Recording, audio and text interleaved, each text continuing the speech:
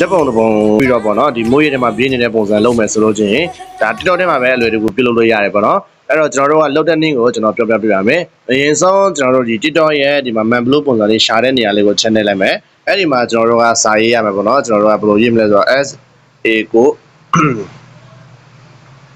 SAOKED ဆိုပြီးကျွန်တော်တို့ရေးရမယ်ပေါ့နော်အဲ့လိုရေးလိုက်တဲ့နဲ့ကျွန်တော်တို့ကအပေါ်ဆုံးမှာ SAOKED ဆိုပြီး KED enjoy 12V ဆိုပြီးပေါ်နေတယ်ပေါ့နော်အဲ့ဒါလေးကိုကျွန်တော်တို့ကနှိပ်လိုက်မှာပေါ့နော်ရွေးလိုက်ကျွန်တော်တို့ကဒီမှာကျွန်တော်တို့လိုချင်တဲ့အားလေးကျွန်တော်တို့လိုချင်တဲ့ပုံစံနဲ့လိုချင်တဲ့အားလေးတစ်ခုကျွန်တော်တို့ရွေးလိုက်မယ်နော်ရွေးလိုက်မယ်ရွေးပြီးလို့ရှိရင်ကျွန်တော်တို့ကဒီမှာ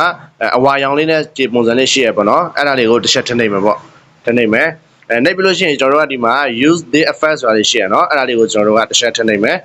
နှိပ်ပြီးလို့ရှိရင်ဒီမှာကျွန်တော်တို့ကဓာတ်ပုံတွေပေါ်နေတယ်ပေါ့နော်ကျွန်တော်တို့ကအဲ့မှာဓာတ်ပုံတွေပေါ်နေမယ်အဲ့ဒီမှာကျွန်တော်တို့လုပ်ချင်တဲ့ဓာတ်ပုံတစ်ပုံကိုကျွန်တော်တို့ကရွေးပေးလိုက်ပေါ့နော်ဥပမာကျွန်တော်တို့ရွေးပေးလိုက်မယ်ဒါဆိုရင်တော့သူကလုံနေပြီပေါ့နော်အဲ့တော့သူကခဏလောက်တော့စောင့်ပေးရမှာပေါ့လေအနည်းဆုံးကျွန်တော်တို့9မိနစ်အများဆုံး9မိနစ်လောက်စောင့်ပေးရမှာပေါ့လေနော်ကျွန်တော်တို့စိတ်ရှိရင်လည်းခဏစောင့်ပေးလိုက်ပါ